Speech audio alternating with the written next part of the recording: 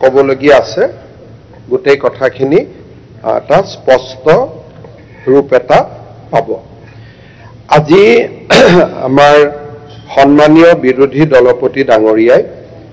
যেটো তেওঁ ব্যাখ্যামূলক টোকা দিছে তাত কৈছে যে অসমৰ বিদেশী সমস্যা সমাধানৰ বাবে ৰাষ্ট্ৰীয় নাগৰিকপঞ্জী উন্নয়ন অন্যতম এক বিশেষ প্ৰাসংগিক বিষয়। শেহতীয়াকৈ চৰকাৰে বহু লোকক বাংলাদেশলৈ পঠিয়াই দি আকৌ তেওঁলোকক ঘূৰাই আনি নিজৰ অস্পষ্ট স্থিতি ৰাজ্যক দেখুৱালে। সেয়েহে ৰাষ্ট্ৰীয় নাগৰিকপঞ্জীখন সম্পূৰ্ণৰূপে প্ৰকাশ কৰিব লাগে আৰু সন্দেহযুক্ত সকলক তেওঁলোকৰ ৰিজেকশ্যন স্লিপ দিব লাগে। বিদেশী সমস্যা সমাধানৰ বাবে অসম চুক্তিৰ 5 নম্বৰ দফা সম্পূৰ্ণ ৰূপায়ণৰ বাবে NRCৰ কাম অতি জৰুৰীভাৱে সম্পূৰ্ণ কৰিব লাগে। অধ্যক্ষ মহোদয়, এই গোটেই বিষয়খিনিৰ ওপৰত আমি যোৱা কেইটামান দিনৰ ঘটনাৰাজিক সম্যকভাৱে বিশ্লেষণ কৰিব লাগিব। আমাৰ ৰাজ্যত সুপ্ৰিম কোৰ্টৰ নিৰ্দেশত NRC এখন প্ৰস্তুত কৰাৰ কাম হাতত লোৱা হয় আৰু NRC নিৰ্মাণৰ কাম সম্পূৰ্ণ হয়। NRC নিৰ্মাণৰ কাম সম্পূৰ্ণ হোৱাৰ পিছত সুপ্ৰিম কোৰ্টে এটা জাজমেণ্ট দিয়ে যে এই ডেটাখিনি সিকিউৰ কৰিব লাগে আৰু এই ডেটাখিনি সিকিউৰ কৰাৰ পিছতহে আমি NRC খনৰ যিখিনি পৰৱৰ্তী ব্যৱস্থা সেই পৰৱৰ্তী ব্যৱস্থাখিনিত আমি আগবাঢ়িব লাগে। অধ্যক্ষ মহোদয়, আমি এই NRC ৰিলেটেড ডেটাখিনি সিকিউৰ কৰাৰ কাৰণে আমি বিভিন্ন কামত আমি লাগি আছো আৰু মই আশা কৰোঁ যে অহা 8 পৰা 12 মাহৰ ভিতৰত CDEC বুলি চেন্ট্ৰেল গভৰ্ণমেণ্টৰ এজেন্সি এটাই কাম কৰি আছে। তেওঁলোকে এটা ইনফৰমেশ্যন সিকিউৰিটি মেনেজমেণ্ট সিস্টেম এটা নিৰ্মাণ কৰিছে আৰু এই ISMS পলিচি অনুসৰি NRCৰ ডেটা সুৰক্ষিত আৰু সংৰক্ষিত কৰি তেওঁলোকে গোটেই ব্যৱস্থাটো 8 পৰা 12 মাহৰ ভিতৰত সম্পূৰ্ণ কৰিব পাৰিব আৰু স্বাভাৱিকভাৱে 8 পৰা 12 মাহৰ ভিতৰত সম্পূৰ্ণ হোৱাৰ পিছত NRC ৰিজেকশ্যন স্লিপ বা একসেপ্টেন্স স্লিপ যি বুলিয়ে নকওঁ কিয় তাক আমি দিব পাৰিম। অধ্যক্ষ মহোদয়, ইয়াত এটা এইখিনি হ'ল এটা অফিচিয়েল যেটো বক্তব্য, কিন্তু ইয়াৰ লগত আমাৰ ৰাজ্য চৰকাৰৰ স্থিতি এটা জড়িত হৈ আছে। অসম চৰকাৰে যিখন NRC নিৰ্মাণ হ'ল সেই NRC খনক আমি চূড়ান্ত বুলি ভবা নাই, কাৰণ আমি ভাবো যে এই NRC খনত সেই সময়ত বহু লোকে আৰু পৰৱৰ্তী সময়ত তাৰ বহু তথ্য প্ৰকাশ পাইছে যে বহু লোকে NRCত নিজৰ নাম বিভিন্ন উপায়েৰে তেওঁলোকে নিজৰ নাম অন্তৰ্ভুক্ত কৰিছে। একে নামৰ সুযোগ লৈ বিশেষকৈ যদি কৰবাত কাছাৰত কোনোবা এজন বাপেকৰ নামৰ লৈতে এটা মানুহ আছে, মই কামৰূপত আছো, পুত্ৰ আৰু পিতৃৰ মিলন হৈ গ'ল। এই ধৰণৰ বিভিন্ন কথাৰে আনকি ট্ৰিব্যুনেলত ডিক্লেয়াৰ্ড ফৰেনাৰ্ছো NRCৰ ভিতৰত নাম অন্তৰ্ভুক্ত কৰিছে। আমি উচ্চতম ন্যায়ালয়কো কৈছো, ভাৰত চৰকাৰৰ লগতো আমি কথা পাতিছো যে অসমত NRCৰ পুনৰীক্ষণৰ এটা আমাক সুবিধা দিব লাগে। আমি তেওঁলোকক কৈছো যে 20% নাম সীমান্ত জিলাত আৰু 10% নাম আমাৰ আন জিলা কেইখনত আমাক এটা স্যাম্পল চেকিং কৰিব সুযোগ দিব লাগে আৰু স্যাম্পল চেকিংত যদি কোনো আমি ভুল নাপাওঁ আমি NRC খনৰ মতে কাম আগবঢ়াম, কিন্তু 20% বৰ্ডাৰ ডিস্ট্ৰিক্টত ৰিভেৰিফিকেশন আৰু 10% ৰিভেৰিফিকেশ্যন ইন আদাৰ ডিষ্ট্ৰিক্ট এই দুইটা কাম যদি আমি কৰিব পাৰোঁ তেতিয়াহ'লে মানুহৰ মনত সন্দেহো নোহোৱা হ'ব আৰু মানুহে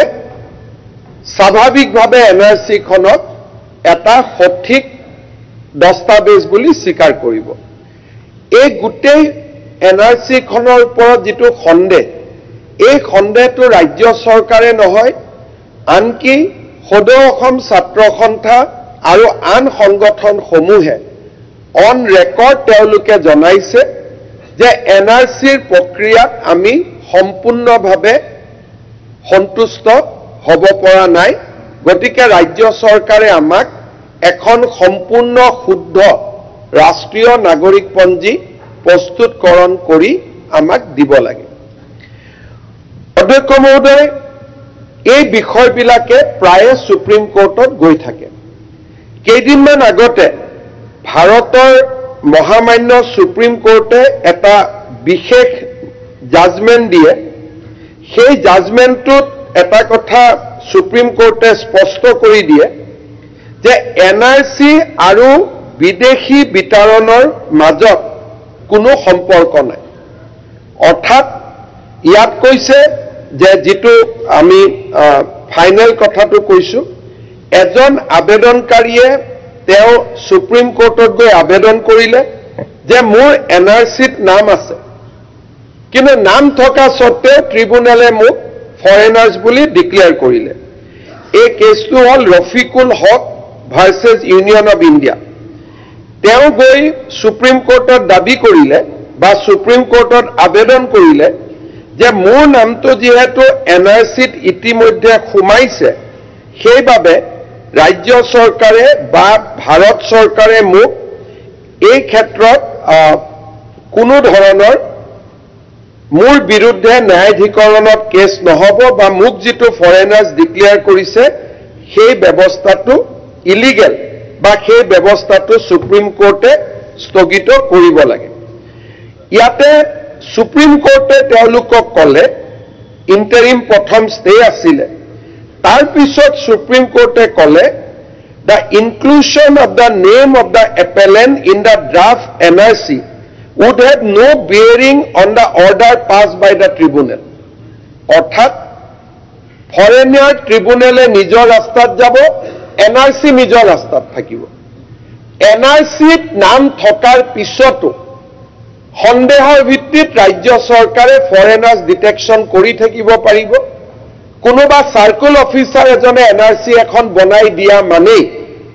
ৰাজ্য চৰকাৰৰ হাত ভৰি বন্ধ হৈ নাযায় আমি বিদেশী চিনাক্তকৰণৰ কাম NRC-ত নাম থকাৰ পিছতো আমি বিদেশী চিনাক্তকৰণৰ কাম আমি অব্যাহত ৰাখিব পাৰিম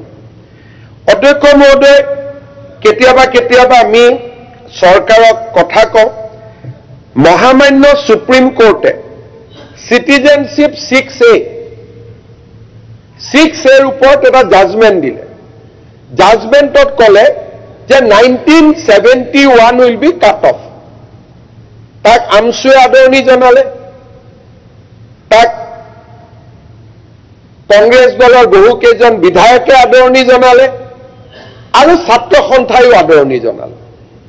যে এতিয়াৰ পৰা 71 উইল বি কাট অফ অধ্যক্ষ মহোদয় জাজমেণ্টক আমি আদৰণি জনালো কিন্তু জাজমেণ্টৰ ভিতৰত লিখা কথাখিনি আমি কোনে কিমান ভাল কৰি পঢ়িলো তাৰ ওপৰত এটা প্ৰশ্নবোধক চিন থাকি যায় সুপ্ৰিম কোৰ্টে এই জাজমেণ্টৰ সময়ত এটা কথা সুপ্ৰিম কোৰ্টে স্পষ্টভাৱে উল্লেখ কৰিলে and this is a constitutional bench সাংবিধানিক বিচাৰপীঠ এখন ইয়াতে 5 জন সুপ্ৰিম কোৰ্টৰ জাজ আছিলে চিফ জাষ্টিস DY চন্দ্ৰচূড় জাষ্টিস সূৰ্যকান্ত মিশ্ৰ MM সুন্দৰেশ মনোজ মিশ্ৰ আৰু JB পাদিৱালা মাইনৰিটি জাজমেণ্টত JD পাদিৱালাই ক'লে যে 71 কাট অফ ইজ ৰং কাট অফ ইজ 51 য'ত ভাৰতৰ লগত একে কাট অফ হ'ব কিন্তু মেজৰিটি জাজমেণ্টে ক'লে যে cut off will be 1971 Assam চুক্তি অনুসৰি যিখন সংসদে চুক্তি বনাইছে তাক আমি ন্যায্যতা প্ৰদান কৰিছোঁ এতিয়া আৰু 51লৈকে ঘূৰি যোৱাৰ প্ৰশ্ন নাই 1971 will be the cut off year sir এই পাদ্ৰিয়লৰ যেটো কথা কলে এটো নহয় আপুনি পিছত কব 71ৰ পিছত চেয়াৰম্যান 6ৰ প্লিজ 10 বছৰ থাকিব লাগে এই বিষয়ে পাদ্ৰিয়ল প্লিজ ৰিপ্লাইটো দিবলৈ দিয়ক না 40টা কথা কিয় ইনকাৰেক্ট কৰি থাকে বহক প্লিজ আগতে ৰিপ্লাইটো শুনি লওক পাদিৱালাৰ জাজমেণ্টটো মাইনৰিটি জাজমেণ্ট সেইটো ৰিজেক্টেড জাজমেণ্ট অলৰেডি ময়ে ক'লো তাত আৰু থিয় হৈ পেলাই যে মই বিশেষ জানো এইটোৰ বিষয়ে কোৱাৰ কি প্ৰয়োজন আছে এতিয়া প্লিজ সদনক আৰ্গুমেণ্ট কৰা হয় এতিয়া ভৰিপিক নষ্ট কিয় কৰি থাকে 4জনীয়া জাজমেণ্টে ক'লে যে 1971 ইজ কাট অফ গতিকে সদনত এইটো স্পষ্ট হ'ল যে সাংবিধানিক বিচাৰপীঠে ক'লে যে 1971 চন সীমা হ'ল অসম চুক্তিক ন্যায্যতা প্ৰদান কৰিলে কিন্তু সুপ্ৰিম কোৰ্টে এটা কথা বাৰে বাৰে ক'লে যে আমি জাজমেণ্ট দিছোঁ কিন্তু 71ৰ পিছত অহা মানুহখিনি কোনো কাৰণতে ক্ষমা কৰা নহ'ব তেওঁলোকক চৰকাৰে ডিপোৰ্ট কৰিব লাগিব আৰু তেওঁলোকে ক'লে anyone entering Assam after 25th March 1971 is illegal and not eligible তেওঁলোকে ক'লে 71 আমি এটা হিউম্যানিটেৰিয়ান জাস্টিফিকেশন কৰিছো আৰ্টিকল 6-7ৰ লগত ই ক্লাছ নকৰে আৰু তেওঁলোকে গোটেই কথাখিনি নিজৰ মতে এটা তেখেতসকলে এটা জাজমেণ্ট দিলে আৰু সেই জাজমেণ্টটো আমি মানি ললো কিন্তু সুপ্ৰিম কোৰ্টে জাজমেণ্টত অসম গভৰ্ণমেণ্টক এটা সুইপিং পাৱাৰ দিলে এইটো বিষয়ে আমাৰ বাতৰি কাকততো আলোচনা হোৱা নাই টিভিটো আলোচনা হোৱা নাই তেখেতসকলে সুপ্ৰিম কোৰ্টে এই জাজমেণ্টটোতে and this is a constitutional bench judgment welcomed by AMSU all MLAs ASU everybody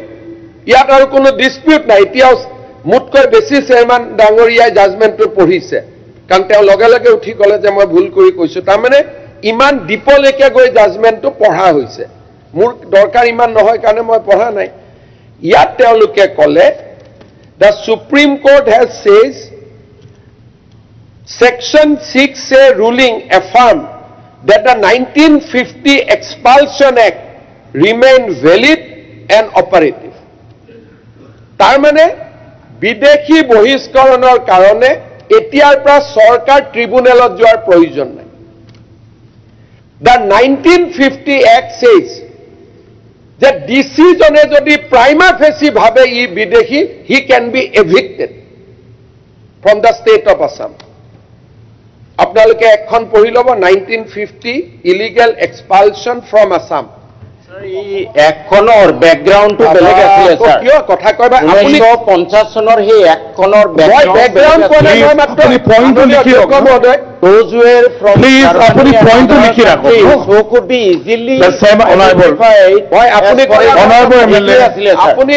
ব্যাকগ্ৰাউণ্ডটো বেলেগ আছিল আপুনি যদি সুপ্ৰিম কোৰ্টৰ অৰ্ডাৰ এটাৰ ব্যাকগ্ৰাউণ্ড বুজাব খুজিছে you have to file another petition in supreme court মোক কিয় বুজাই আছে মই এনেকুৱা নকৰিব না নকৰিব ভাই ইয়াৰ পৰা ভোট নাবাঢ়ে সুপ্ৰিম কোৰ্টৰ অৰ্ডাৰ এটা আপোনালোকে নপঢ়াকৈ আদৰণি জনাইছে সেইকাৰণে আপোনালোকৰ বিষয়েতো মানুহে গম পাব লাগে গতিকে বহি থাকক কিয় অখিল গগৈৰ স্বভাৱটো কিয় লৈছে বহি থাককচোন পিছত ক'ব যি আছে ইমান দুইজনৰ মাজত কম্পিটিশ্যন হৈ গ'লে মোৰ কণ্ট্ৰলে দিগদাৰ হ'ব ভাই মাননীয় অধ্যক্ষ মহোদয় সুপ্ৰিম কোৰ্টে ক'লে যে অসমৰ কাৰণে এখন স্পেচিয়েল এক্ট আনা হৈছিলে ইন দ্য পটভূমিত 1950 এইটো মই কৈছো যে 1950ৰ পটভূমিত এখন আইন অনা হৈছে যে ডিচিয়ে যিকোনো ডিচিয়ে যদি ভাবে ই বিদেশী he can be evicted word is evicted উচ্ছেদ কৰি দিব আৰু ট্ৰিব্যুনেলত যোৱাৰ কোনো প্ৰয়োজন নাই এক এক মিনিট ভাই আপুনি মই ভুল ক'ব পাৰোঁ ৰাতি উকিলে পঢ়াই দিব মইতো ইংলিছ কেইটাহে পঢ়ি আছোঁ সুপ্ৰিম কোৰ্টে ক'লে by the majority judgment that state need not to go only foreigners tribunal state has this power also tamane etialeke apnaloke ji koise je ami par kori dilu now by the order of the Supreme Court every deputy commissioner is empowered to evict anybody whom he feels foreigner. This is the law of the land. Aru second law of the land. Nai, so moi bhul korile shuddho kole mur boktobyo final nohoy courtot he jabo. Gotike mur kotha khini bhul buliye khuni lokso. Shuddho buli khunibo nalage. Supreme Court duta judgment dile je NRC নাম খুমুৱা মানেই মানুহজন স্বদেশী হ'ব নোৱাৰে আমাৰ অসমৰ মানুহক মই বিনম্ৰতাৰে সৈতে জনাব বিচাৰো যে সাইলেন্টলি জাতি মাটি ভেটি ৰক্ষাৰ কাৰণে যোৱা 4 বছৰত আমি অজস্ৰ কাম কৰিছো সাইলেন্টলি যিসকলে এই 5 বছৰৰ কাৰ্যকাল ইতিহাসে যেতিয়া এনালাইসিস কৰিব তেতিয়া গম পাব যে আমাৰ দেশৰ জাতি মাটি ভেটি ৰক্ষাৰ বাবে এখন চৰকাৰে কিমান ডাঙৰ কন্ট্ৰিবিউশন এৰি থৈ গৈছে উই হ্যাভ ৰিভিজিট এভৰিথিং IMDT যি ড্যামেজ কৰিছিল IMDT বাতিল হ'ল কংগ্ৰেছে ফৰেনাৰ্ছ ট্ৰিব্যুনেল লৈ আহিল ট্ৰিব্যুনেলত যাব লাগিব যুক্তি তৰ্ক হ'ব লাগিব হাই কোৰ্ট সুপ্ৰিম কোৰ্ট ফৰেনাৰ্ছ এক্সপেলে নহয় এটা জীৱন পাৰ হৈ যায় আমি আৰু মই ভাৰত চৰকাৰক ধন্যবাদ জনাম সলিচিটৰ জেনেৰেল তুষাৰ মেহতাক ধন্যবাদ জনাম যে এটা অসম চৰকাৰৰ বাবে এক অমোঘ অস্ত্ৰ কনস্টিটিউশনাল বেঞ্চে দিলে যে all foreigners need not to be referred to the foreigners tribunal যদি মই প্রাইমা ফেসি ভাবু যে ফরেনার্স আলাপ আলোচনা কৰি থকা দৰকাৰ নাই evict them so this power has been given to the state of Assam by honorable Supreme Court central government already notify কৰি থৈ দিছে 1950 যে all DCs are empowered আৰু এটা একখনতে লিখা আছে যে যিবিলাকে বিভিন্ন কাৰণত ৰিলিজিয়াছ পাৰসুৱেশ্যনৰ কাৰণত আহিছিল তেওঁলোকৰ ক্ষেত্ৰত এই একখন প্ৰযোজ্য নহয় দিস ইজ আ এক্ট সবে পঢ়িব পাৰিব so the relevance of 1950 act has come back আৰু এই জাজমেন্টটো আমছুৱেও আদৰণি জনাইছে all the Muslim intellectual of Assam has welcomed this judgment Congress, BJP, ASU, সকলোৱে জাজমেন্টটো আদৰণি জনাইছে so now state is empowered to evict people under the Illegal Expulsion Act 1950 গতিকে পুছবেক কি স্বাভাৱিক ইয়াৰ পিছত জাষ্টিস উজ্জ্বল ভূঞা আৰু জাষ্টিস ওকাৰ কোৰ্টে ষ্টেটক সমালোচনা কৰিলে যে ইমান বিলাক বিদেশী আইডেন্টিফাই হৈ আছে আপোনালোকে অলুকক কিয় পঠোৱা নাই so there is a pressure from the state on to the state government from the Supreme Court also to act on expulsion of foreigners মাননীয় অধ্যক্ষ মহোদয় হয় আমি প্ৰচলিত আইনত সন্মান জনাব লাগিব যেতিয়া আমি বিদেশীক বহিষ্কাৰ কৰি আছো যোৱা মাহত 2-3 জন এসপিয়ে তেওঁলোকে কোৰ্টৰ ষ্টে অৰ্ডাৰ থকা মানুহকো এক্সপাল কৰিছে বাট ভুলটো ভুল যি 2-4 জনৰ সুপ্ৰিম কোৰ্টৰ অৰ্ডাৰ আছে হাই কোৰ্টৰ অৰ্ডাৰ আছে যে তেওঁলোকৰ ওপৰত কোহেচিভ একচন ল'ব নালাগে তেওঁলোকক আমি কোহেচিভ একচন আমাৰ প্ৰসেসটোত 2-4 জন তেনেকুৱা মানুহকো 2 জন মানুহক আমি পুশবেক কৰি দিছিলো but through the diplomatic channels informal and formal এই 2 জন মানুহকে আমি ঘূৰাইও আনিছো কিয় কাৰণে we have to follow the Supreme Court order আমি আইন মানিব লাগিব ডিউৰিং দিছ পিৰিয়ড আমি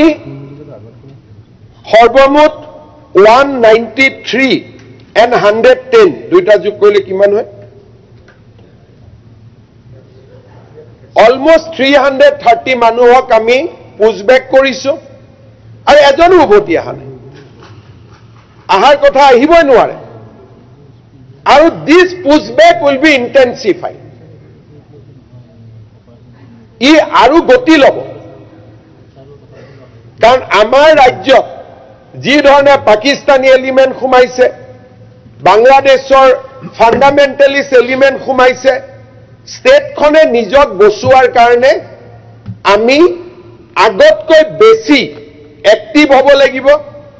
আগতকৈ বেছি আমি প্ৰ'এক্টিভ হ'ব লাগিব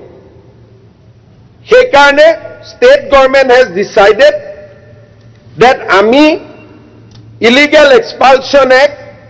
we will bring that into the action aru district hokole jak bidekhi buli bhabibo without referring to the tribunal we will push back dui tinta push back success no hobo kan teoluke register koribo 10 ta try korin duta goleo bahut so deportation will now be a reality. NRC নাম থাকক না থাকক যদি আদাৰ evidence থাকে NRC যিসকলে হৰ্ষমন্দৰৰ দৰে মানুহসকলে আহি অসমৰ বিৰুদ্ধে ইমান ডাঙৰ ষড়যন্ত্ৰ কৰিলে যে আমাৰ কোনো এখন পেপাৰ কোনো এখন টেলিভিছন এটা ট্ৰেক কৰিব নোৱাৰিলে হৰ্ষমন্দৰ আৰু কেইজনমান ইয়াৰে লোকেল সো-কল সুপ্ৰিম কোৰ্ট এতিয়া কংগ্ৰেছৰ প্ৰেসিডেন্টৰ আগে পিছে ঘূৰি থাকে তেওঁলোকে মিলি এটা জাল বনাই পেলালে যে অমুক চন্দ্ৰমোহন পাটোৱাৰী আৰু ৰঞ্জিত দাসৰ বাপেক মাকৰ নাম একে তেওঁলোকে চেইন বনাই পেলাই মানুহখিনিক ইণ্ডিয়ানাইজ কৰি পেলালে we have done enough research in last 2 years যে কোন মানুহে এনেকে চলে বলে কৌশলে নাম খুমুৱালে আৰু মোৰ দিনত যদি হৰ্ষমন্দৰ আহিলেতেন মইতো জেলত ঢালি দিলো যদি এনআৰসি মই মুখ্যমন্ত্ৰী থাকোতে হলেতেন মইতো তেতিয়া খালাস কৰিলো থ্ৰু দা প্ৰসেছ অফ ল ইমান ডাঙৰ খেলা মই অসমৰ ভৱিষ্যতৰ লগত খেলিব নিদিলোৱে so much money has come during that period of time now we have documented all the evidences আপোনালোকে আচৰিত হ'ব অসমক লৈ কিমান ষড়যন্ত্ৰ চলি আছে we have find out Facebook account of almost 2600 ইছলামাবাদৰ পৰা চলে ৰিয়াদৰ পৰা চলে সৌদি আৰবিয়াৰ পৰা চলে তেওঁলোকে ৰাহুল গান্ধীকো ওয়েলকাম নকৰে কিন্তু অসমৰ এজন নেতাক ওয়েলকাম কৰে and I have documents মই 10-12 দিনৰ ভিতৰতে মই প্ৰেছত কিছু এনেকুৱা একাউণ্ট আনি দিম তেওঁলোকে দুটা কামতে টুইট কৰে ফেসবুক কৰে হয় প্যালেষ্টাইনৰ ওপৰত নহলে অসমৰ ওপৰত বাকি আন কোনো কামৰ ওপৰত নকৰে আমাৰ ওপৰত অসমত খিলঞ্জিয়া আৰু মই মুছলিম মানুহ খিলঞ্জিয়া নহয় বুলি নকওঁ খিলঞ্জিয়া বুলি ক'লে it is a secular definition খিলঞ্জিয়া ভাৰতীয় হওক অসমীয়াই হওক বহুত ডাঙৰ ষড়যন্ত্ৰ আৰম্ভ হৈছে and we have to register it through the process of law Debabrata Saikia ডাঙৰীয়াই কৈছে ঘূৰাই আনিছে ঘূৰাই আনাৰ প্ৰশ্নই নাই we are pushing back এতিয়াও 35 জনক ৰেডি কৰি থৈ দিছো পানীৰ কাৰণে পুশ বেক কৰিব পৰা নাই পানীটো কমিলে পুশ বেক এতিয়াও 35 জন ৰেডি হৈ আছে যেটো ইয়াত কৈছে যে তেওঁলোকক ঘূৰাই আনি নিজৰ অস্পষ্ট স্থিতি ৰাজ্যক দেখুৱালে স্থিতি বহুত স্পষ্ট বহুত বেছি স্পষ্ট তেনেকে আজি ট্ৰাইবেল বেল্ট এণ্ড ব্লকৰ ওপৰত ক'লে 1954 ইজ কাট অফ কংগ্ৰেছেও এগ্ৰি কৰিলে যে 1954ৰ পিছত অহা মানুহখিনিক চৰকাৰে একশ্যন ল'ব পাৰে আজি মই বহুত দিনৰ পৰা চেষ্টা কৰি আছিলো যে যেনে তেনে লিডাৰ অফ অপজিশ্যনক অন ৰেকৰ্ড আনিব লাগে আজি ৰাতিপুৱা মই সফল হলো যে আজি গোটেই মই মাননীয় উপাধ্যক্ষ মহোদয় কম আজিৰ প্ৰসিডিংটো যাতে টেপ চাই ভাল কৰি লিখা হয় কাৰণ আজিৰ প্ৰসিডিংত কংগ্ৰেছ দলে স্পষ্ট কৰি ক'লে যে ট্ৰাইবেল বেল্ট এণ্ড ব্লক গঠন হোৱাৰ সময়ত থকা মানুহখিনিক বাদ দি কোনেও প্ৰটেকশ্যন পাব নালাগে। So' this is on record today. আৰু গোৱালপাৰাৰ বিধায়কসকলেও জানে যে চব পানী ভাঙা মানুহ, চব 1954 পিছতে আহিছে, আগততো কোনো অহা নাই। গতিকে আজি মই কৰিবলগীয়া কামখিনি আৰু মই য'ত পৰে কৈছো সেইখিনিতো ফৰেষ্টত পৰে। মই গোটেই অসমতে কৈছো যে যাতে এটা ৰেকৰ্ডত যায় যে আজি বিধানসভাত সন্মতি হ'ল protected class, tribal belt and block গঠন হোৱাৰ আগৰ জেনেৰেল মানুহ, বাকীখিনিক চৰকাৰে পুছ কৰিব পাৰে। তেনেকে বিধানসভাটো মই বিৰোধী দলৰ প্ৰতি ক'ব খুজিছো, আমাৰ স্থিতি অস্পষ্ট নহয়, স্পষ্ট। কিন্তু যদি কোনোবাৰ সুপ্ৰিম কোৰ্টৰ ষ্টে অৰ্ডাৰ আছে তাক আমি ডেফিনেটলি মানিব লাগিব। আমাৰ অসমত কি হৈ আছে মই আৰু এটা উদাহৰণ আপোনালোকক দিব খুজিছো। আপোনালোকে কয় মানুহক ডি ভোটাৰ কৰি ৰাখিছে। আপোনালোকক মই দুটা ডাঙৰ উদাহৰণ দিব খুজিছো যে কেনেকে আমাৰ অসমত আব্দুল মালিক ডবকাৰ, he is a declared foreigner. Abdul Hannan মুৰাদাৰৰ, he is a declared foreigner. Abdul Karim লংকাৰ declared foreigner. Abdul Khalek Lanka declared foreigner. Bilal Hussain Dabka declared foreigners. নিজৰ নামটোত এ আৰু ই বদলাই পেলাই গোটেইকেইজনে ভোটাৰ লিষ্টত নাম ৰাখি থৈ দিছে, দিও নহয় ভোট মাৰি আছে। ডিক্লেয়াৰ্ড ফৰেনাৰ্ছে ভোট দি আছে। এই পাঁচটা মই মাত্ৰ নাম দিলো। This is the epic number DCS 89375551, DCS 102657 CBD 22209394. These are the epic number. Declared foreigners নিজৰ নামটো অকণমান বদলাই পেলাই ভোটাৰ লিষ্টত নাম সুমুৱাইছে। BLOৱে সহায় নকৰে, চিষ্টেম হাতত আছে আৰু ভোটাৰ লিষ্টলৈ আধাৰ কাৰ্ড বনাইছে। ইফালে কেছু চলি আছে। স্যাৰ এই ডিক্লেয়াৰ ফৰেনাৰজনৰ মা দেউতা ভাৰতীয় হিচাপে ভোট দি আছে, ককা দেউতাও দি আছে, নানা নানিও দি আছে। মই কৈছো ডিক্লেয়াৰ ফৰেনাৰ্ছ কৰে জাজৰ ওপৰত মই কি তাকে এইটো বিশ্লেষণ কৰাৰ দৰকাৰ আছে। FT যি জাজমেন্ট বিলাক হৈ আছে তাতে বিশ্লেষণৰ প্ৰয়োজন আছে। যে FT জাজমেন্টক বিশ্লেষণ কৰাৰ অধিকাৰ অসমৰ মুখ্যমন্ত্ৰী নাই। উই আৰ এ ডিসিৰ হতে পাৰিব, কৰিব পাৰে।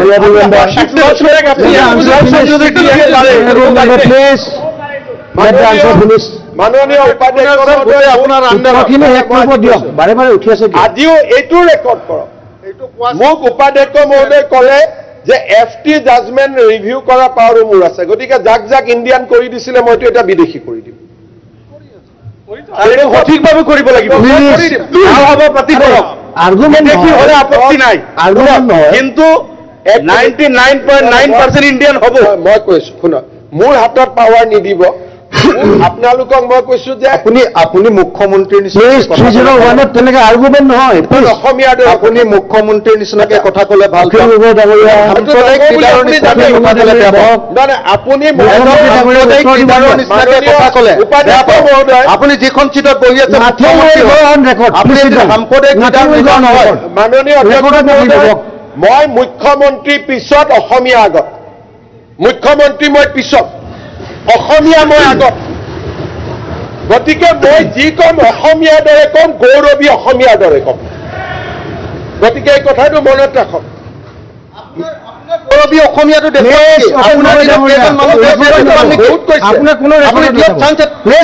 আপুনি ঠিক আছে, আপুনি ৰেকৰ্ডত নাযাব। আপুনি লিগেলি কেইজন পৰ্যায়ত দেখুৱাম নেকি? অখিল গগৈ ডাঙৰীয়া নাথে ৰেকৰ্ড আপুনি একজনো দিয়াব পৰা নাই। মই ইলিগেলি অখিল গগৈ ডাঙৰীয়া মই ইলিগেলি উলিয়াম, মই ইলিগেলি কৰিম। অখিল গগৈ আপোনাক দেখুৱাই দিম, মই ইলিগেলি কৰিম, কোনো ৰেকৰ্ডত নাথাকিব। মাননীয় অখিল গগৈ ডাঙৰীয়া আপোনাৰ কোনো ৰেকৰ্ডত নাথাকিব। আপুনি কৈ থাকিব। মাননীয় অধ্যক্ষ মহোদয়, এটলিষ্ট বিমলা প্ৰসাদ চলিহাৰ পিছত মই অসমৰ এজনে মুখ্যমন্ত্ৰী কিছু হলেওতো খেদিব পাৰিছো। আপোনাৰ দিনতে আটাইতকৈ কম লিগেলি খেদিব পাৰিছে অখিল গগৈ ডাঙৰীয়া আপুনি লিগেলি একো কৰিবই পৰা নাই অখিল গগৈ ডাঙৰীয়া আপুনি বিগ ভিৰ আপুনি আপোনাৰ কোনো ৱৰ্ড ৰেকৰ্ডত নাযাব অখিল গগৈ ডাঙৰীয়া আপোনাৰ কোনো ৰেকৰ্ডত নাযাব প্লিজ সিট ডাউন 1 মিনিট 301ত ডিবেট নহয় কণ্টেষ্ট অখিল গগৈটো অলপ ভোট পাব লাগিব গতিকে আমাৰ কোনো আপত্তি নাই আপুনিও তাৰ কাৰণে কেকটো এডু খুৰাই যিমানে কম্পিটিশ্যন কৰে কৰক না আমিতো হাঁহি থাকিম না গতিকে UDF-এও কওক আপুনিও কওক কংগ্ৰেছেও কওক কেকটো এডু আপুনি দেশৰ বাৰে বাৰে উঠি আছে আপুনি দেশৰ নিৰাপত্তা আপোনাৰ মূৰটো থব লাগিব এইটো ভুই দিব লাগিব ৰেকৰ্ডত নাযাব 301ত there is no scope for debate মই সুপ্ৰিম কোৰ্ট হাইকোৰ্টৰ বাৰে এটা শব্দ কৈ আছিলো নেকি মই কৈছো যে মোক পাৱাৰ নিদিব মই দিব বুলিতো কোৱা নাই মই UDF-ৰ MLA খিনিয়ে কৈছে যে FTৰ অৰ্ডাৰ ৰিভিউ কৰাৰ পাৱাৰো আপোনাৰ আছে মই কৈছো ভাই মোক নিদিব এইটো পাৱাৰ কাৰণ দিলে মইতো ফেভাৰত কৈ আছো যে ইলিগেল কাম কৰিবৰ কাৰণে মোক নিদিব কাৰণ মই জানো FTৰ অৰ্ডাৰ ৰিভিউ অকল হাইকোৰ্টে কৰিব পাৰে হাইকোৰ্টৰ অৰ্ডাৰ ৰিভিউ সুপ্ৰিম কোৰ্টে কৰিব পাৰে ইলিগেল কথাটো কোনে কৈ আছিলে UDF-ৰ আৰু আব্দুল ৰহিম ডাঙৰীয়া প্ৰাক্তন সভাপতি আমসু তেওঁ মোক কৈ আছে না আপোনাৰ পাৱাৰ আছে তে মই কৈছো মোৰ পাৱাৰ থাকিলে কলম কোনফালে যাবতো জানেই গতিকে আপনি তো নিয়ন্ত্ৰণ কৰিব পাৰে আপনি কৰিব পাৰে জানে মাননীয় ইনে নাটছেল মই এটুকে ক'ব খুজিছো ইলেকশনৰ আগত যি হ'ব এতিয়া আমি লিগেলি ৰাস্তাখিনি সাফ কৰি ললো যে অসমৰ পৰা এতিয়া বিদেশী বহিষ্কৰণ সম্ভৱ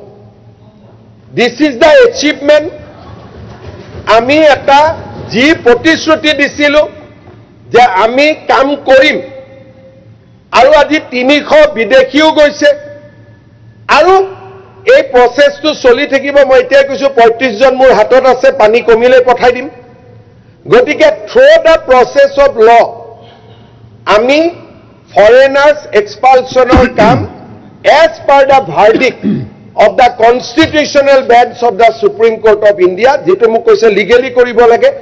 Supreme Court of India এতিয়া লিগেলি ডিস্ট্ৰিক্ট পাৱাৰ দিছে যে আপুনি বিদেশী ডিক্লেয়াৰ কৰিব পাৰে ট্ৰিব্যুনেলত যাব নালাগে অখিল গগৈ ডাঙৰীয়াক মই সন্মান জনাইছো যে লিগেলি কৰিব দিছে আৰু লিগেলি আমি বিদেশী বহিষ্কৰণৰ কাম হাতত লম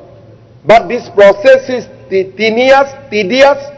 কাৰণ কোৰ্ট কাছাৰী বহুতৰ সন্মুখীন হ'ব লাগিব but we are ready to face the challenge আৰু আমি অসমৰ পৰা বিদেশী বহিষ্কৰণৰ ক্ষেত্ৰত এই কামবিলাক আমি কৰি থাকিম এতিয়া ইয়াত কথা হৈছে যে হয় যে কোনোবা জেনুইন মানুহ বহিষ্কৃত হ'ব নেকি ডেফিনেটলি নহয় 71 চনত অহাৰ আগৰ মানুহ বহিষ্কাৰ কৰাৰ প্ৰশ্নই নুঠে যেহেতু সুপ্ৰিম কোৰ্টে নিজেই ক'লে যে 71 চনৰ আগত অহা মানুহখিনিক বহিষ্কাৰ কৰিব নালাগে আমিতো তাত ইলিগেলিটিৰ কথাই নাই সেইকাৰণে ডিস্ট্ৰিক্ট পাৱাৰ দি দিলে নহয় সুপ্ৰিম কোৰ্টে এতিয়া ক'লে যে ফৰেনাৰ্ছ ট্ৰিব্যুনেল বায়াস গতিকে ডিচিয়ে কৰিব এইটোতো আৰু ভাল গতিকে আপোনালোকে ট্ৰিব্যুনেল বাছি লওক নহলে ডিস্ট্ৰিক্ট বাছি লওক ৰাস্তাটো দুটাই ফৰেনাৰ্ছ ট্ৰিব্যুনেলত বাছিলে এপিল হয় আৰ ডিসিএ কইলে ৰাতিয়ে অৰ্ডাৰ দি ৰাতিয়ে এভিক্ট কৰি দিব পাৰে ডিসি তাত এপিলৰ স্কোপ নাই 1950 ইলিগেল এক্সপালশন এক্ট স্যাৰ হেতু আইনৰ পিছতেইতো অসম চুক্তিৰ 71 কৰা হৈছে গতিকে আপনি 71 টো নিজে মেম্বাৰ আছে আপনি অনাৰেবল মেম্বাৰ আপনি 51 টো আনসাৰ শেষ হোৱাৰ পিছত কিবা কব থাকিলে কব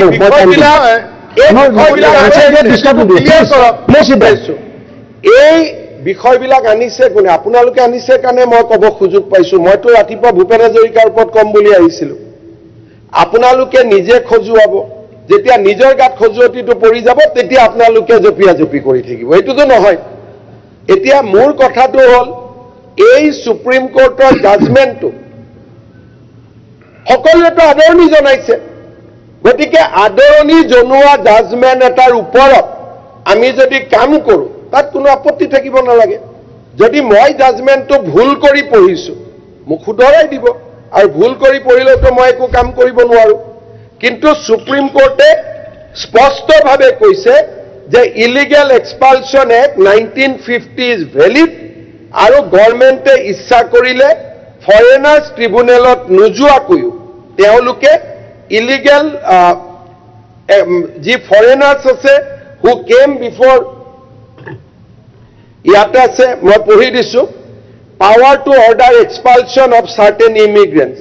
If central government is of the opinion that any person, class person having been ordinary resident in India, whether before, after commencement of this act came into Assam, and they stay of such person or class of person in Assam, detrimental to the interests of the general public of India,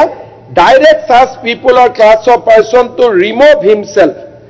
Give such further direction, removal from India and Assam. এইটো হল আরে please এটা supreme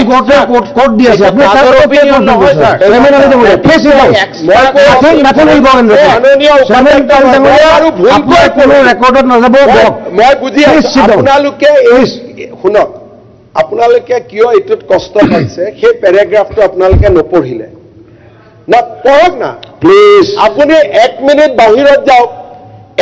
বাহিৰত যাওক supreme কোৰ্টৰ 6 এৰ ওপৰত জাজমেণ্টটো লৈ আহক Google ৰব আপোনাক মই 5 মিনিট সময় দিছো আপুনি জাস্ট বাহিৰলৈকে যাওক গৈ পেলাই গুগল কৰক জাজমেণ্টটো লৈ আহক নিজে বুজি পাব মইতো 2 দিন পঢ়িহে কৈছো মইতো আৰু ইমান কেঁচা কাম এটা কৰিব ইয়াত অহা নাই মই 2 দিন খাপটত স্যাৰ 71 প্লিজ ভয়ভয় ডিস্টাৰ্ব কিয় দি আছে what is Euro important please sit down কৰক এতিয়া দেৱব্ৰত শইকীয়া ডাঙৰীয়াই যিখিনি মানুহৰ কথা ইয়াত ক'ব আহিছে সেই মানুহখিনি হ'ল ডিক্লেয়াৰ্ড ফৰেনাৰ্ছ যিখিনি আমি পুছ কৰিছো by tribunal or the Supreme Court. I want to get clarified. এটা হৈছে বাই ট্ৰিব্যুনেল কোনো এপিল কৰা নাই অৰ্ডাৰো কৰা নাই দ্য অৰ্ডাৰ হেজ বিকাম ফাইনেলিটি কিন্তু যোনে হাইকোৰ্টত কেছ কৰিছে যোনে সুপ্ৰিম কোৰ্টত কেছ কৰিছে তেওঁলোকক আমি এক্সপেল নকৰোঁ কাৰণ আমি আইনক সন্মান জনাব লাগিব কিন্তু যোনে কোনো এপিল কৰা নাই আৰু আজিৰ পৰা 5 বছৰ আগত অৰ্ডাৰ ওলাই গৈছে এতিয়া এপিল কৰাৰ সময়ো নাই তেওঁলোকৰ ক্ষেত্ৰত দ্য জাজমেণ্ট হেজ ৰিচ ফাইনেলিটি গতিকে তেনেকুৱা 30,000 মানুহ আছে আৰু কিন্তু মুখ্যমন্ত্ৰী ডাঙৰীয়া বহু মানুহ এনেকুৱা আছে যে তেওঁ যে বিদেশী চিনাক্ত হৈছে তেওঁ নাজানে প্লিজ তেওঁ নাজানে এইটো কোনে কৈছে তেওঁক যে বিদেশী হিচাপে চিনাক্ত কৰি থৈছে ডিক্লেয়াৰ কৰিছে তেওঁ নাজানে প্লিজ মানুহে সেই মানুহখিনিয়ে কংগ্ৰেছক ভোট কিয় দিছে নাম কেইটা লৈ পেলাই এমএলএ জনে এপিল কৰাব লাগিছিলে প্ৰশ্নটো হৈছে যে আপোনালোকে দুখীয়া মানুহখিনিৰ লগত কিয় নহয় এতিয়া সেই ব্যক্তিজনে নাজানে আপোনালোকৰ চৰকাৰে মেক্সিমাম কংগ্ৰেছ গভৰ্ণমেণ্টৰ সময়ত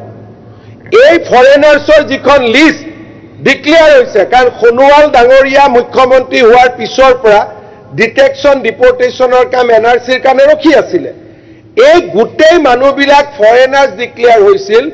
during the regime of honourable chief minister Tarun Gogoi মইতো 2016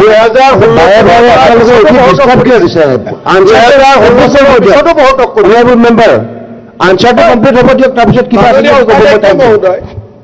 বিধায়ক এজন আনচাৰটো কমপ্লিট কেনেকে হ'ব তেখেতে অকল খোজ মাৰি বাকী আপুনি হেৰি হৈ থাকে আপোনাৰ খোজ মাৰিলে হ'ব কোনো ডিসকাশন কাৰণে কেনেকে শেষ হ'ব মাজত চলি থাকিব খোজে মাৰিছে ধৈৰ্য ধৰিব লাগিব শুনিব লাগিব ক'ব লাগিব 5 মিনিট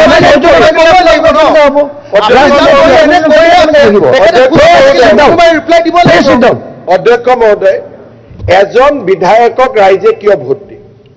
যে তেওঁৰ সমষ্টিৰ কোন মানুহ কষ্টত আছে আজি গোটেই কেইজন বিধায়ক আমাৰ তাত তেনেকুৱা মানুহ নাই গোটেই কেইজন বিধায়কে যদি তালিকা এখন বনায়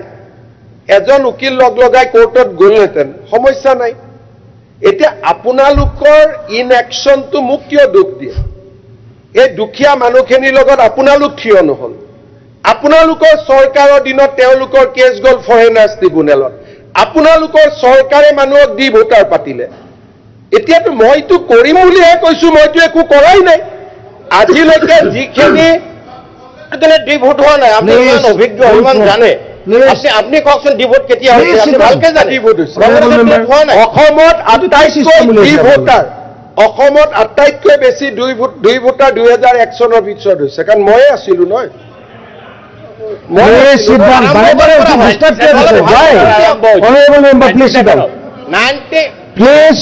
আজি যেনেকে আজি যেনেকে আমি যাক সহায় কৰিব লাগে তাক সীমাৰ বাহিৰত গৈ যেনে তেনে সহায় কৰি দিলো কংগ্ৰেছক বাধা দি ৰাখিছিলো নেকি আমি জানো সীমাৰ বাহিৰত যোৱা কথা নহয় স্যাৰ সংবিধানৰ শপত লৈ চবেই কৰি আছো কিয় সীমাৰ বাহিৰ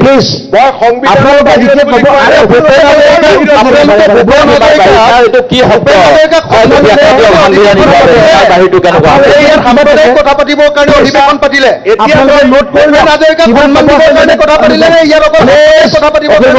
অধিৱেশন পাতিলে আপোনালোকে এদিনীয়া মেম্বাৰ আপোনালোকৰ কিবা থাকে যদি নোট কৰি লওক ভোট হল তাৰ পিছত মই এলাউ কৰিম আপোনালোকক ক'বলৈ নুমল মমিন ডাঙৰীয়া মাননীয় সন্মানীয় উপাধ্যক্ষ মহোদয় ইয়াতে ভোট হল এটা তিনিটা পাৰ্টিৰ কম্পিটিশ্যন আমিতো কোনেও মাতা নাই আমি মনে মনে বহি আছো যিমান ইণ্টাৰেকশ্যন হৈছে বিৰোধীৰ পৰা হৈছে ৰুলিং পাৰ্টিৰ পৰা মোক মাত্ৰ 5 মিনিট ক'ব দিয়ক নকলেও মই আধাটো চেছ কৰি দিওঁ মোৰ কোনো কথা নাই খালি মই কি ক'ম এইটো আপোনালোকে ডিটাৰমাইন নকৰিব মোৰ কোৱাটো মই ক'ম আৰু মোৰ কোৱাটো পিছত আপোনালোকে বিৰোধিতা কৰিব পাৰে দ্যাট ইজ দ্য ডেমক্ৰেসি এতিয়া অধ্যক্ষ মহোদয় মই এটাই সংক্ষেপতে ক'ম নাম্বাৰ 1 বিদেশী বহিষ্কৰণৰ ক্ষেত্ৰত চৰকাৰে এনআৰসি খনক ৰেফাৰেন্স হিচাপে লোৱাৰ প্ৰয়োজনীয় নাই order of the Supreme court second বিদেশী বহিষ্কৰণৰ ক্ষেত্ৰত ডেপুটি কমিশনাৰে নিজে অৰ্ডাৰ দিব পাৰে আৰু তেওঁ যদি সন্দেহ থাকে তেওঁৰ মনত তেওঁ ট্ৰিব্যুনেল পঠাব পাৰে number 2 number 3 on the basis of the judgement অসমত বিদেশী বহিষ্কৰণৰ প্ৰক্ৰিয়াটো আমি ত্বৰান্বিত কৰিম এতিয়া বিদেশী কোন obviously those who has come after 1971 তাত কোনো ডিসপিউট নাই এইখিনিয়ে মই ক'ব খুজিছিলো আপোনালোকে বাধা নিদিলে মইতো আগতে কৈ শেষ কৰি দিলোহেঁতেন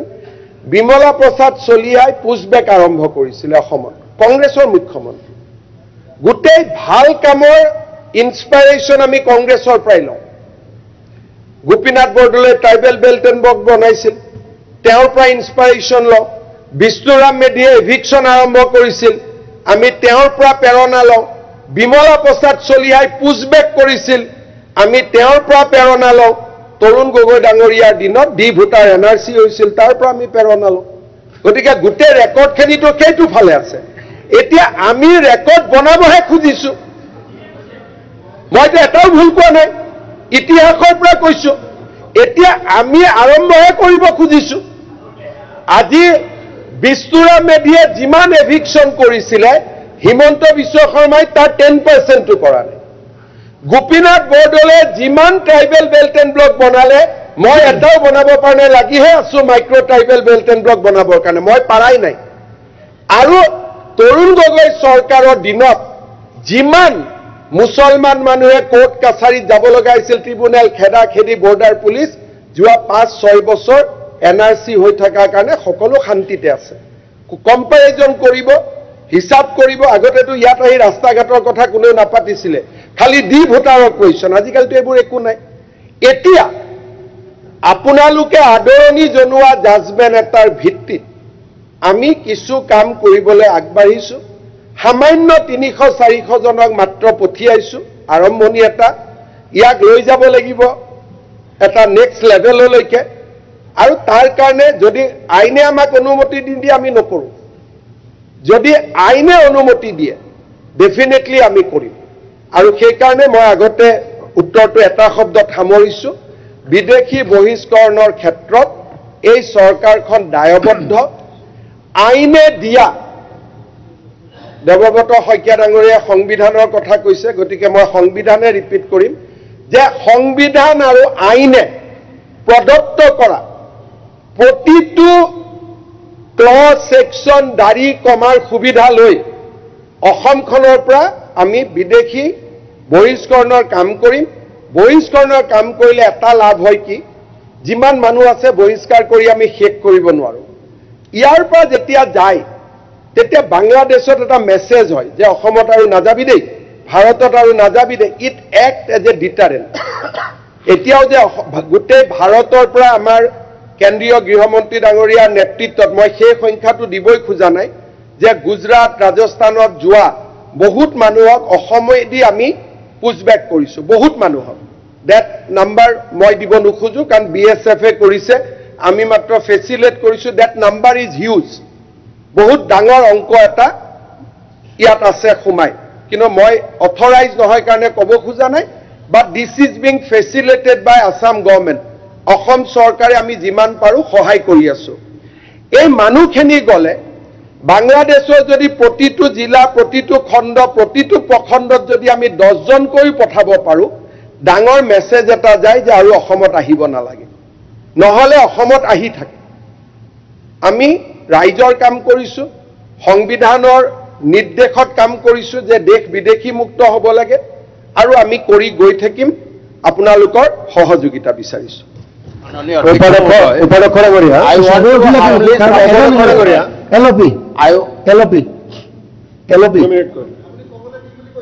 এটুকে দিছো অলপ কওক আমাকো দিব এক মিনিট উপাধ্যক্ষ মহোদয় মই মুখ্যমন্ত্ৰী মহোদয়ক ধন্যবাদ জনাইছো তেখেতে সংবিধান অনুসৰি কামখিনি কৰিম বুলি কোৱাৰ বাবে আৰু বিদেশী মুক্ত অসম চুক্তি অনুসৰি কাম কৰিম বুলি কোৱাৰ বাবে তেনে কৰিলে আমাৰ নাগৰিকত্ব সংশোধনী আইনখনৰ ওপৰতো প্ৰশ্ন আহিব সেই প্ৰশ্নখিনি আমি পিছলে থম এতিয়া মহোদয় তেখেতে কৈছে যে ইলিগেল ইমিগ্ৰেণ্টছ এক্সপালশ্যন এক্ট 1950 অনুসৰি কামখিনি কৰা হৈছে এই আইনখন মহোদয় মই সদনৰ মজিয়াত আপোনাক দিম এতিয়া তাত কিন্তু পুশবেকৰ কথাটো নাই সেই গতিকে আইন অনুসৰি কৰিলে তাত যিখিনি প্ৰভিজন আছে তাত পুশবেক নাই দ্বিতীয়তে মহোদয় আমাৰ ভাৰতবৰ্ষৰ আমি ৰাজ্য ভাৰতৰ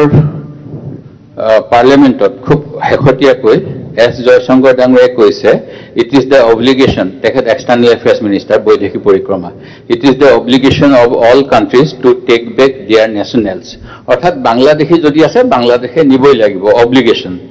if they are found to be living illegally abroad this is however subject to an unambiguous verification of their nationality অৰ্থাৎ nationality প্ৰমাণিত হ'ব লাগিব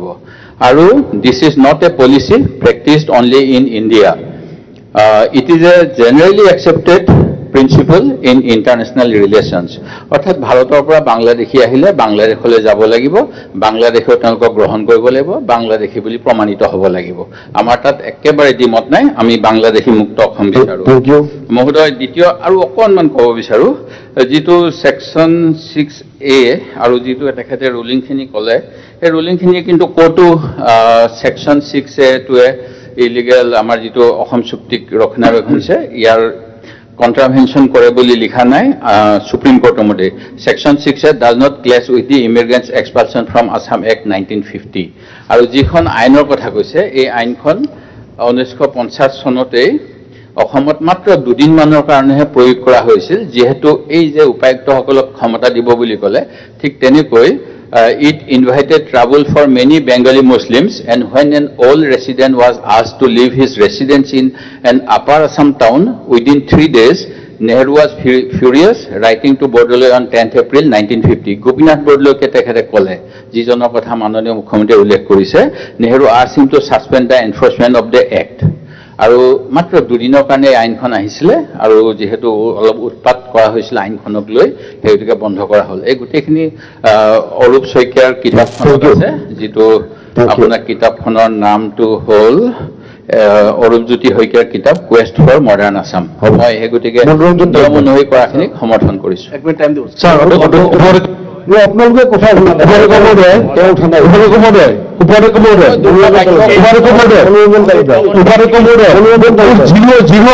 উত্তৰটো নাপালো